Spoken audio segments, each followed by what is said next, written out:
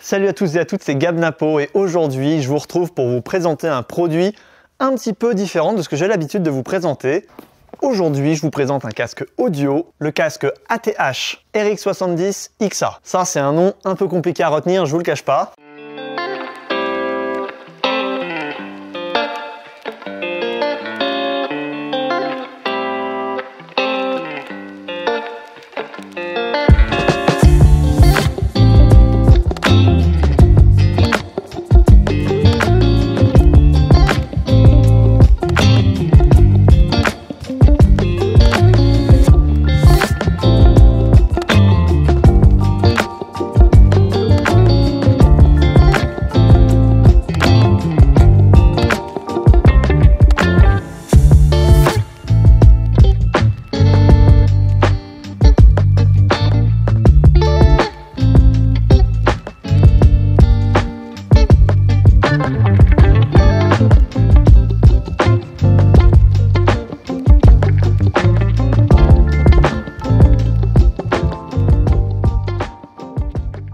Cette vidéo elle est en partenariat avec Thomann, donc merci à Thomann qui m'a fait confiance pour essayer ce casque et vous donner un petit peu mon avis sur le produit. L'objectif c'est que déjà je vous fasse un retour d'utilisation et ensuite voilà, et que je vous explique un petit peu à qui est destiné ce casque, quel est l'objectif de ce genre de casque, à quelle utilisation ça correspond. L'objectif c'est de regarder tout ça. Donc c'est parti pour l'ouverture de ce produit. Alors je crois que Thomann m'a envoyé un modèle en bistock. Donc le bistock chez Thomann, pour ceux qui ne le sauraient pas, c'est en gros du matériel d'occasion ou en tout cas reconditionné par Thomann. C'est-à-dire que si quelqu'un a essayé un produit et que le produit lui a pas plu, il le renvoie à Thomann. Et en fait, Thomann revend ses produits moins chers. Donc en gros, la seule différence, c'est que le produit a déjà été ouvert et potentiellement a peut-être des légères traces d'utilisation. Quoi qu'il arrive, ça aura une incidence sur le prix. Mais en tout cas, le matériel fonctionne très bien. Voilà, si vous voulez faire des bonnes affaires, un peu des petites économies, regardez le bistock sur Thomann. Vous verrez, vous aurez toujours des prix plus avantageux. C'est l'occasion en même temps de vous présenter un peu ce que vaut quelque chose en bistock. Franchement, pour l'instant, c'est comme neuf. Il n'y a rien à dire dans tout ça. Alors, ok, on tire comme ça et on tire comme ça. Ok, vous voyez, là je vois que les petits cartons sont légèrement déchirés. Donc c'est probablement le précédent acquéreur qui a dû utiliser ça. Alors comment ça s'ouvre? Oh, ok. Waouh. Ah ouais, je m'attendais pas à ça. Waouh, ce poids. Oh, mais c'est affolant. La légèreté du truc, je suis choqué. Waouh, la sensation du produit est dingue. C'est incroyable. Il est d'une légèreté. Donc concrètement, c'est pas un casque de DJing. C'est un casque pour écouter de la musique, ça c'est sûr. Mais on est plus sur de l'écoute passive entre guillemets, dans le sens où on n'est pas sur du DJing. On est plutôt sur de la production en studio, de la MAO, ou encore dans notre secteur d'activité, nous les prestataires DJ, ce sera plutôt pour tout ce qui va être session d'écoute en amont. Quand on fait un medley, quand tout simplement on passe des heures à chercher des musiques ou à trier nos musiques, c'est agréable d'avoir quelque chose de confortable sur les oreilles. Eh bien, ce genre de casque peut tout à fait faire l'affaire. Il s'agit donc d'un casque de monitoring. Les casques de monitoring ont la particularité de retranscrire un spectre audio, un spectre audio fiable. Ce que j'entends par fiable, c'est que la plupart des marques grand public, quand elles vous vendent un casque, elles vous vendent un casque avec une signature audio, c'est-à-dire qu'ils vont appliquer un léger filtre, il va y avoir un petit peu plus de basse, un petit peu plus de médium, un petit peu plus d'aigu, bref, ils font un petit peu leur popote. Chaque marque fait son truc et vous le vend. Les casques de monitoring, l'objectif c'est que le son soit le plus naturel possible, le plus proche de l'original. Ça sert à quoi? Ça sert tout simplement à, quand on fait de la production, donc de la MAO, d'avoir un casque, d'avoir une retransmission du son qui est vraiment la plus fidèle, la plus exacte par rapport à ce qu'on est en train de faire avec le logiciel. Et il faut savoir que si on met les basses à tel volume, il ne faut pas qu'on les entende là parce qu'elles sont là. Bref, ça permet vraiment d'avoir la justesse des volumes. Et donc pour tout ce qui va être mixage et mastering, c'est un produit de grande qualité. Donc pour moi, il y a vraiment deux cas de figure. Il y a le cas de figure où on cherche la justesse du son, donc avec un casque de monitoring, donc ce genre de produit. Mais il y a aussi un deuxième cas de figure qui pour moi me rejoint un petit peu plus dans la configuration et dans l'utilisation de ce genre de produit. C'est vraiment les sessions d'écoute prolongée, ou en tout cas les sessions avec un port de casque pendant des heures. Quand il faut avoir un casque sur la tête pendant des journées entières, bah ça peut faire parfois mal à la tête, ça peut ne pas être agréable pour les oreilles, ça peut donc serrer la tête. Enfin, il y a plein de défauts que peuvent avoir les casques. Et ce genre de casque, ce casque-là en tout cas, il est clairement conçu et pensé pour des sessions très longues d'écoute. Au niveau de l'oreille, c'est assez fascinant. Moi, j'ai des grandes oreilles en plus.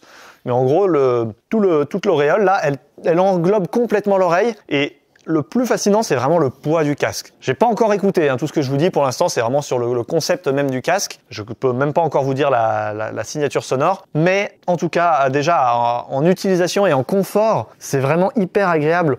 Parce que voilà, c'est hyper léger. Je vais finir, je vais regarder ce qu'il y a dans la... Oh là là, ça c'est beau ça. Une belle petite housse de transport. Hop, pour pouvoir le trimballer dans sa petite housse. Ça c'est super sympa, très en velours, très agréable au toucher.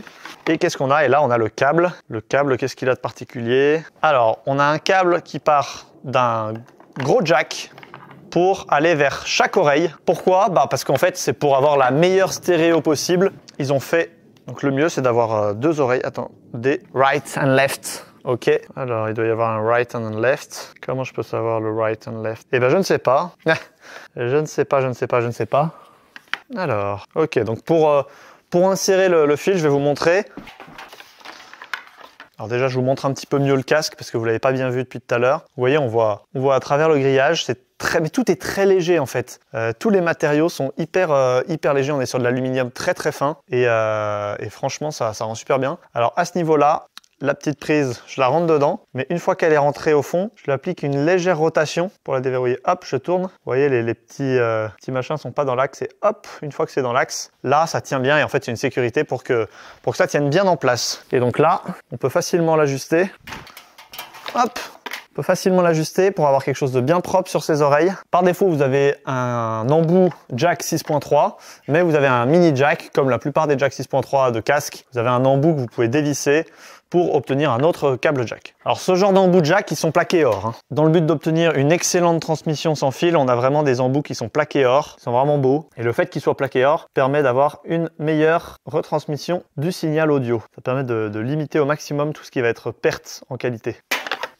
Bon, donc ça déjà c'est fait. Donc bon, ce n'est qu'un casque entre guillemets, donc niveau unboxing, il n'y a pas grand chose, il n'y a pas beaucoup de surprises. Dans la boîte, il y a surtout un casque et son fil. Ok, donc maintenant que je vous ai fait un peu une introduction, on va aller un petit peu plus dans les détails de ce casque, qui est quand même assez fabuleux, il faut le reconnaître. Donc pour vous donner un petit peu des specs. Donc déjà, le prix neuf de ce casque, c'est 350 €. On est sur du casque assez haut de gamme. Voilà, c'est soit pour les audiophiles, soit c'est pour les gens qui bossent quand même bien dans l'audio. Vous avez le droit de vous acheter ça sans être pro de l'audio, mais ça n'a pas forcément un grand intérêt pour vous, si ce n'est que voilà, vous allez quand même avoir une excellente définition audio, mais ça va plus loin que ça. Donc voilà, c'est un casque à environ 350 €. Une de ses spécificités, comme je vous l'ai dit, c'est son poids. Il est extrêmement léger, c'est-à-dire que sans câble, il mesure 199 grammes. C'est extrêmement peu. Je ne sais pas si vous vous rendez compte à quel point c'est peu, 200 grammes, enfin du coup 199, tout simplement parce qu'il est en partie en carbone et un alliage de magnésium. Alors là, je m'y connais pas trop en alliage, en tout cas pas sur cet alliage-là. Mais voilà, généralement quand il y a du carbone, ça explique pourquoi ça coûte cher et pourquoi c'est léger. C'est une des explications que j'ai pu vous trouver. Donc il a une réponse en fréquence qui est énorme. Ça va de 5 Hz, 5 à 40 kHz, donc 40 000 Hz. Je sais pas si vous vous rendez compte. 5 Hz, c'est extrêmement bas. 40, c'est assez haut, mais généralement, c'est plus facile d'aller reproduire les aigus que d'aller reproduire les basses. Bref, il couvre un spectre audio vraiment très large. Il a une impédance de 470 ohms. Alors, l'impédance, c'est un sujet un peu compliqué, même moi, je maîtrise pas tout. Mais en gros, ça dépend. On a besoin de casques avec une haute impédance quand on va notamment utiliser des tables de mixage professionnelles pour faire du mastering, et que ces tables de mixage, elles ont une sortie d'impédance qui est assez haute. Et ben je crois qu'il y a une règle comme quoi, en gros, il faut que le casque ait une impédance 8 fois supérieure à l'impédance de sortie de la table de mastering. C'est un peu compliqué, c'est pas mon domaine. S'il y en a qui ont des infos sur le sujet, n'hésitez pas à le mettre dans la description. Je vais pas rentrer je vais pas commencer à vous parler de ce que je ne maîtrise pas. Mais en tout cas, c'est un sujet assez intéressant que voilà, j'ai envie d'apprendre davantage sur le sujet. Donc n'hésitez pas à expliquer des choses si vous savez des choses dans les commentaires. Donc voilà un petit peu pour les spécificités de ce produit. J'ai pu faire quelques sessions d'écoute assez prolongée de plusieurs heures. Clairement, c'est une folie. Et encore, moi, je pense que je l'ai utilisé à 15% de ses capacités. C'est-à-dire que c'est une folie pour aller faire du mastering, pour aller faire de la création musicale. Là, ça permet vraiment d'aller loin parce qu'on peut aller vraiment dans le détail. Moi, je l'ai utilisé surtout dans de l'écoute professionnelle audio, avec des sessions d'écoute prolongée pour écouter des musiques spécifiquement et aussi pour faire, alors c'est pas de la MAO, mais j'ai fait un peu des midley. Donc voilà, on est sur une pseudo MAO, on va dire. Mais par contre, ça, c'est fabuleux. Qu'est-ce qui est fabuleux? Déjà, c'est son confort longue durée. C'est-à-dire que vraiment des heures avec l'impression de ne rien porter, comme si j'étais nu intégralement. Et donc ça fait pas mal à la tête, pas mal aux oreilles, ça c'est très agréable. Ce qui est hyper agréable, c'est évidemment la qualité audio. C'est difficile de vous retranscrire la qualité audio d'un casque, vous n'avez pas entendu, moi j'ai entendu. Mais il y a une finesse du détail déjà dans le spectre audio, donc on l'a vu dans les plages de fréquences. Donc on entend bien la richesse du son, on entend bien le détail des différentes couches d'instruments. C'est très particulier, on sent que c'est beaucoup plus détaillé que je sais pas, des écouteurs classiques en fait, avec lesquels on pourrait même le casque classique avec lequel je mixe, je sens qu'il n'y a pas autant de détails, qui est le HD25 de Sennheiser. Et là, on sent donc au-delà des fréquences et surtout des détails de son, de la richesse du son qu'on entend très très bien. On entend aussi extrêmement bien tout ce qui va être détail de la stéréo, enfin tout ce qui est fin, tout ce qui est hyper qui demande de la finesse. On l'entend extrêmement bien, les différences de volume, les différents equalizers, les différentes plages de fréquences, enfin tout ça on l'entend hyper bien, c'est hyper clair. Je me suis amusé justement à écouter des musiques que j'écoute très régulièrement. Donc voilà, je les ai beaucoup entendues sur plein de supports audio différents. Limite, je les redécouvrais avec ça tellement je sentais la richesse et le détail dans la musique. C'était assez fabuleux. Donc pour quelqu'un comme moi qui suis prestataire DJ, ma seule utilisation avec un casque comme ça va être donc les sessions d'écoute prolongées. Et pour ça, il est cool parce qu'il est très confortable et très léger sur la longueur. Et donc le deuxième point, c'est pour la qualité qu'il propose qui rend l'écoute très agréable. Du coup, ça permet aussi de vérifier la qualité audio des fichiers qu'on a. Avec un produit comme ça, on peut assez facilement faire la différence entre un bon fichier audio et un mauvais fichier audio dans la qualité.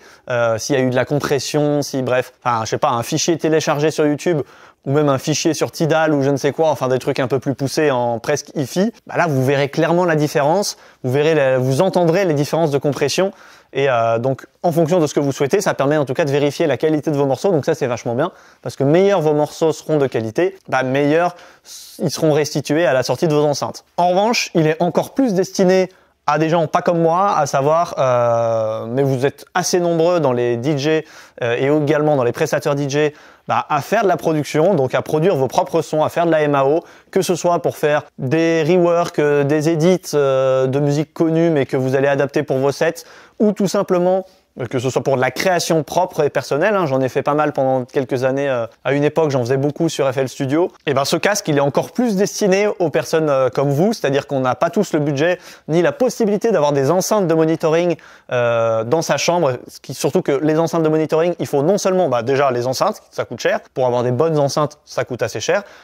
Faut pouvoir avoir la possibilité de mettre le volume fort dans le sens où si on a des voisins qui entendent toute la musique ou qu'on a notre mère qui bosse à côté, qui fait du bruit, enfin bref, on n'a pas toujours la possibilité de mettre ces enceintes de monitoring au volume nécessaire pour faire un bon monitoring. Et après ça, il reste l'acoustique dans la pièce, si c'est votre chambre ou un bureau ou je ne sais quoi.